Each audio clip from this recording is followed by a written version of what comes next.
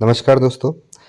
कार्यालय निदेशक माध्यमिक शिक्षा राजस्थान बीकानेर के द्वारा 25/8/2022 को एक आदेश जारी किया गया है, जिसके तहत सभी कर्मचारियों को शिक्षा विभाग के समस्त कार्मिक अधिकारी को शालादर्पण के पोर्टल के माध्यम से ऑनलाइन एपीआर की प्रविष्टि की जानी है। तो सभी कर्मचारियों के लिए आवश्यक है। यहाँ पे इन्होंने एक शेड्यूल भी दे रखा है। प्रधानाचार्य, प्रधानाध्यापक, व्याख्याता, द्वितीय श्रेणी समकक्ष के जो अधिकारी है उनको 29/8/2022 से भरना है। और जो इसके अलावा जो कर्मचारी बच जाते हैं उनके 31/8/2022 से मॉड्यूल है वो ऑनलाइन होगा। इसके अलावा शिक्षा विभाग के अलावा जो कर्मचारी हैं उन कर्मचारियों के लिए जो एपीआर है वो राजकाज जो सॉफ्टवेयर है अपने एसओसो पे वहाँ से उनके ऑनलाइन भरे जाएंगे। लेकिन शिक्षा विभाग के जो कर्मचारी हैं उनके शालादर्पण पर स्टाफ विंडो से ही ऑनलाइन भरे जाएंगे। तो अपन स्टाफ लॉगिन कर लेते हैं। सबसे पहले यहाँ पर ना अपन ने स्टाफ लॉगिन कर लिया है।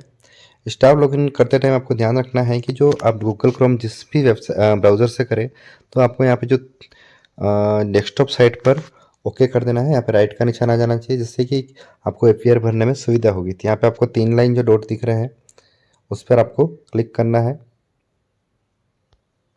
यहाँ पर एक एपीआर लिखा हुआ है। एपीआर डैशबोर्ड पे अपन क्लिक करेंगे। एपीआर डैशबोर्ड पे जैसे क्लिक करोगे यहाँ पे 2021-22 आ जाएगा सेशन 21-22, क्योंकि पहली बार है शालादर्पण पर जैसे तृतीय श्रेणी अध्यापकों को पहली बार भरे जा रहे हैं। तो यहाँ पे जो सेशन है 21-22 से स्टार्ट है ये। और एपीआर है वो 2021-22 का ऑनलाइन बनना है। आपका नाम इन्फॉर्मेशन आ जाएगी।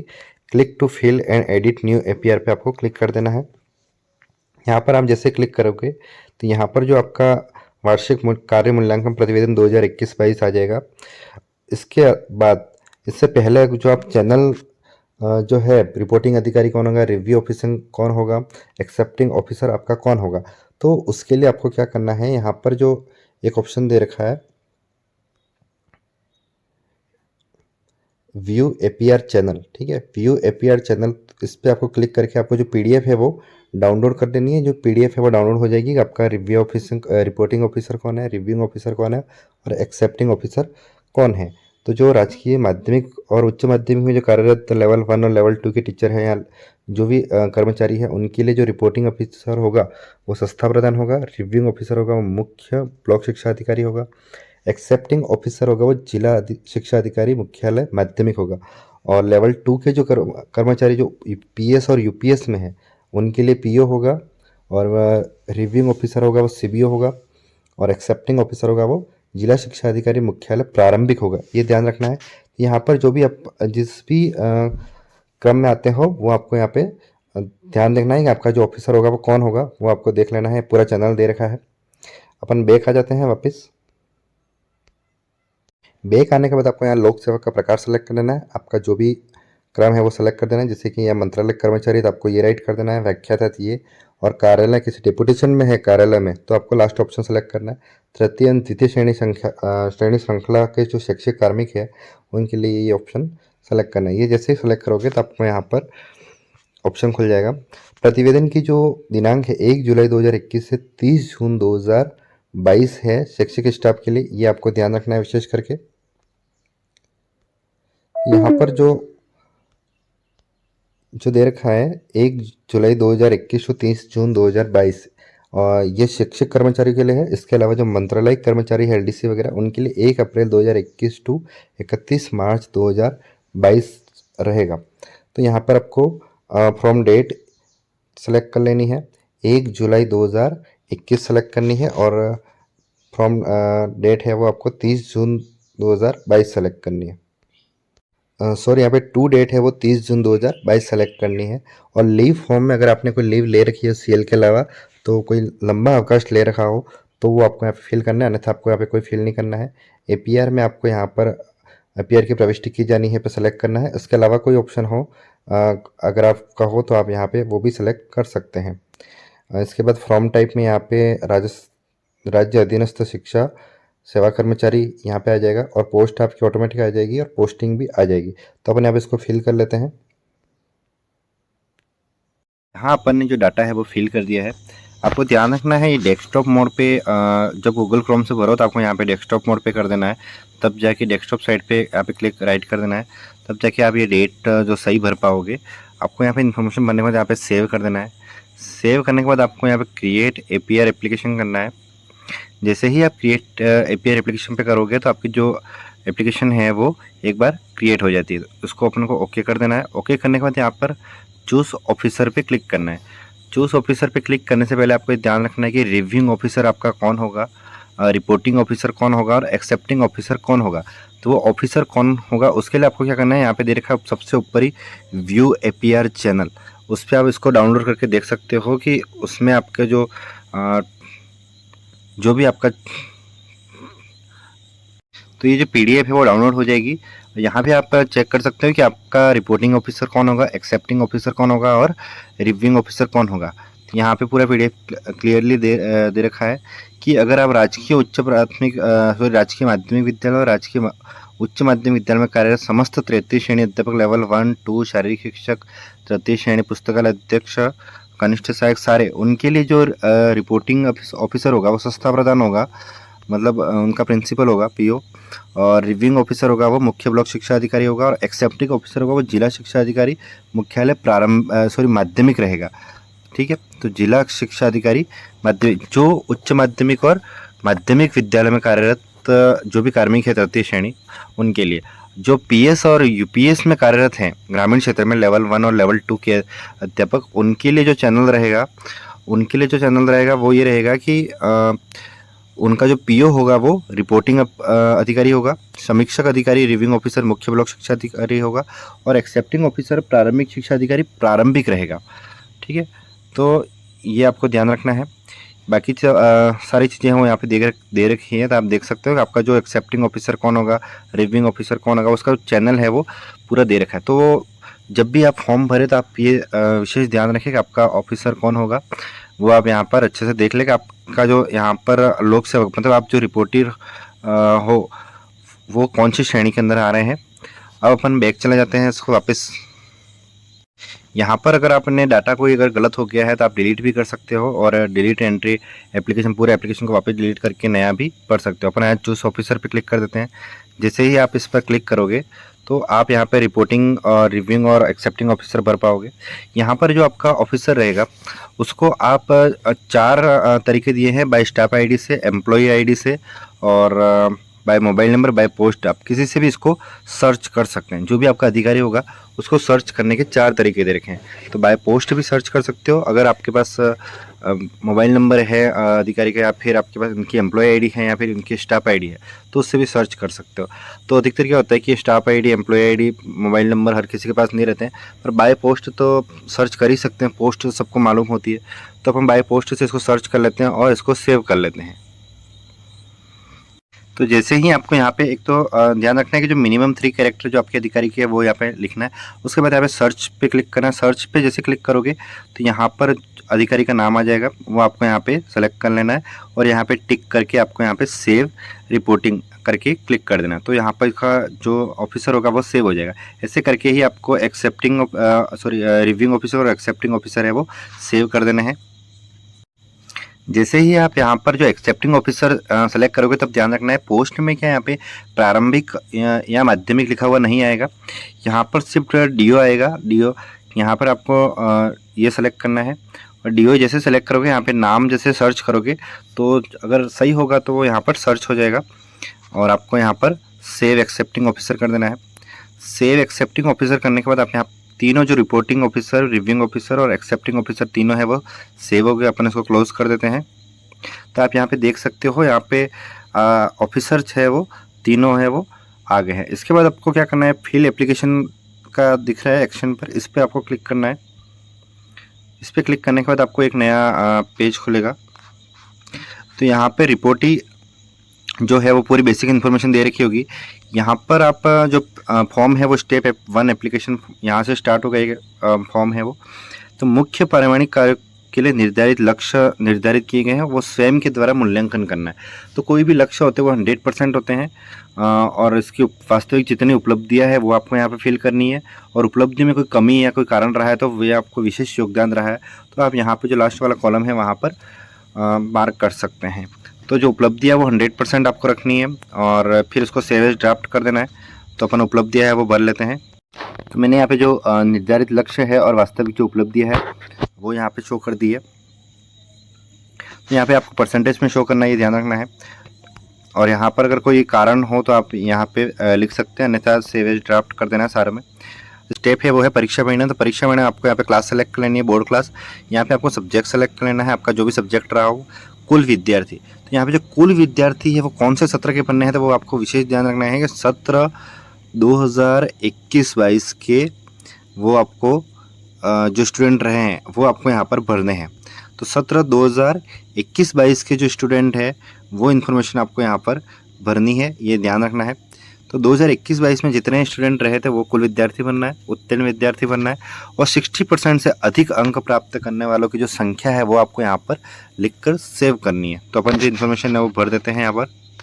तो परीक्षा परिणाम है वो अपन यहाँ पे फिल कर दिया और सेव कर दिया। अब परीक्षा परिणाम में अगर कोई मिस्टेक होती है तो आप यहाँ पर जो डिलीट का ऑप्शन दे रखा है वहाँ से डिलीट भी कर सकते हैं। तो 60% से अधिक अंक प्राप्त करने वालों की संख्या भी आपको यहाँ पर लिखनी है। आपके जितने सब्जेक्ट रहे हैं वो आप यहाँ पर फिल कर सकते हैं।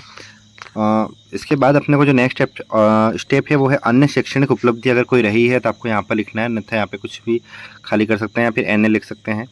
इसके बाद अगर वर्ष के दौरान प्राप्त प्रशिक्षण का विवरण, मतलब आपने जो 2017-2021-22 1 जुलाई 2021 से 30 जून 2022 तक अगर आपने कोई प्रशिक्षण लिया है, कोई भी प्रशिक्षण लिया, तो वो आपको यहाँ पर सेव कर सकते हो। इसके बाद प्रतिवेदित अधिकारी द्वारा किए गए विशेष कार्यों का संक्षिप्त विवरण 250 शब्दों से अधिक नहीं हो। तो कोई भी विशेष कार्य अगर आपने किया है तो इसका विवरण यहाँ पर आप लिख सकते हो। इसके बाद आएगा आपको स्वास्थ्य परीक्षण अगर आपने कराया है तो यस, और अगर कोई स्वास्थ्य परीक्षण नहीं कराया है तो आपको यहाँ पर नो पे क्लिक कर देता है। तो यहाँ पे जो थोड़ी बहुत इन्फॉर्मेशन है वो भर लेते हैं अपन। तो मैंने यहाँ पे परीक्षा परिणाम तो कंप्लीट कर दिया। इसके बाद अन्य शैक्षणिक उपलब्धियाँ है, वहाँ पर मैंने एनए लिख दिया है। वर्ष के दौरान जो प्रशिक्षण प्राप्त किए थे वो यहाँ पर मैंने जैसे निष्ठा ट्रेनिंग है वो प्राप्त की थी। उसमें जो मॉड्यूल 16, 17, 18 जो मॉड्यूल है वो मैंने 2021-22 में प्राप्त किए थे। तो वो मैं आपको इन्फॉर्मेशन सेव कर देनी है। अगर इसके अलावा भी आपने कोई ट्रेनिंग अटेंड की हो तो वो ट्रेनिंग यहाँ पर आपको फिल करनी है और सेव कर देनी है। इसके अलावा कोई विशेष कार्य किया हो तो आपको यहाँ 200 यहाँ पर फिल करना है, अन्यथा कुछ नहीं करना है। इसके बाद आपको यहाँ पर सबमिट पे क्लिक कर देना है। सबमिट पे क्लिक करने से पहले आप पूरी इन्फॉर्मेशन वो एक बार आपको अच्छे से चेक कर लेनी है, ओके करना है।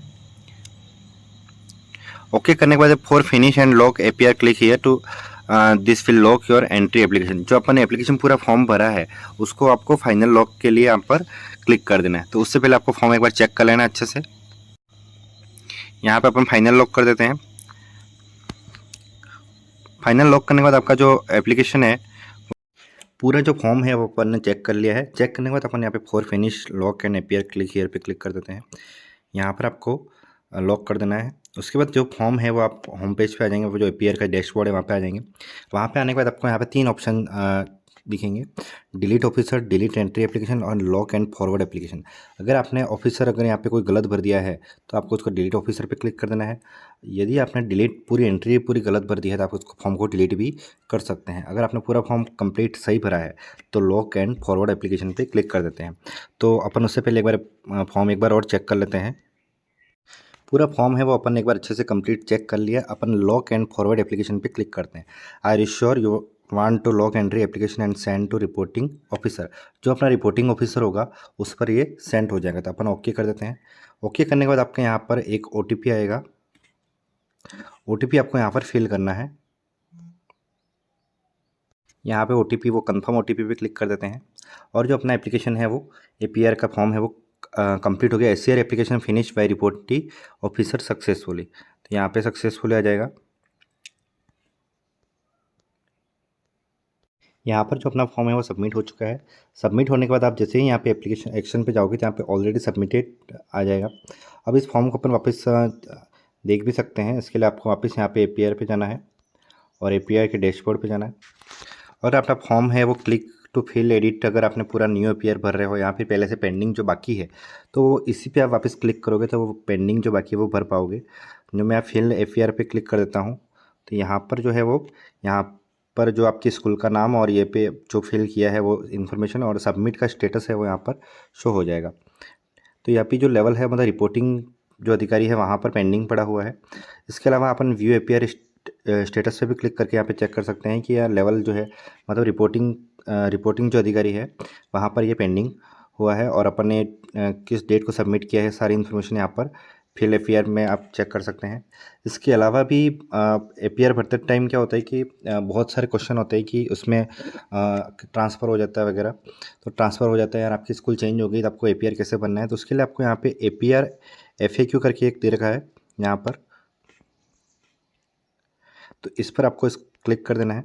इस पर आप जैसे क्लिक करोगे तो यहाँ पे फ्रिक्वेंटली आस्क्ड क्वेश्चन जो है उस पर आपको क्लिक कर देना है। तो यहाँ पर जो क्वेश्चन है उस आपका क्वेश्चन है और यहाँ पर जवाब भी दे रखा है कि आपको जो जो भी प्रॉब्लम है वो आपको यहाँ पर उसके जवाब ऑफिशियली दे रखे हैं। अगर एपीआर स्टेटस कैसे देख सकता हूँ, रिपोर्टिंग अधिकारी लोक सेवा द्वारा प्रेषित एपीआर में अपने लॉगिन पर किस स्टेप में जो भी सारे जो आपके सवाल हैं उसके अधिकतर के सवालों के यहाँ पे जवाब दे रखे हैं। 25 सवाल हैं लगभग, तो उसके 2500 यहाँ पे जवाब दे रखे हैं। इसके अलावा आपका एक और क्वेश्चन रहेगा कि जो जैसे 10th है 12th बोर्ड है उसके तो जो सब्जेक्ट परसेंटेज होते हैं 60% से ऊपर, वहाँ पे जो परसेंटेज दे रखा होता है इसलिए कोई दिक्कत नहीं आती है। लेकिन 8th बोर्ड और 5th बोर्ड में क्या होता है कि ग्रेडिंग सिस्टम होता है, तो आपको ग्रेडिंग में आपको कैसे वो करना है, तो आप देख सकते हो कि जो 51 से 70 नंबर है उस पर आपको सी ग्रेड मिला है। तो 51 से मतलब इसमें 60 भी नंबर आ सकते हैं, 51 नंबर भी आ सकते हैं, 68 भी आ सकते हैं। तो अपन को मान के चलना है कि जो सी वाले बच्चे हैं अगर सी लाया है किसी सब्जेक्ट में इसको अपन 60% से अबो मान के चलेंगे। तो ये आपको ध्यान रखना है। ये जो नया ग्रेडिंग सिस्टम है उसके आधार पर ये 8th बोर्ड का है ये। तो 8th बोर्ड में अगर है तो 51 से 70 नंबर लाया है बच्चा तो वो सी ग्रेड हो गया, और सी ग्रेड का मतलब है वो 60% से ऊपर नंबर उसके हो सकते हैं। तो सी ग्रेड वाले जो बच्चे हैं आपके सब्जेक्ट में अगर सी ग्रेड आया है तो आपको उसको 60% से अबो मानना है इस नियम के आधार पे। अब अपन 5th बोर्ड का भी देख लेते हैं।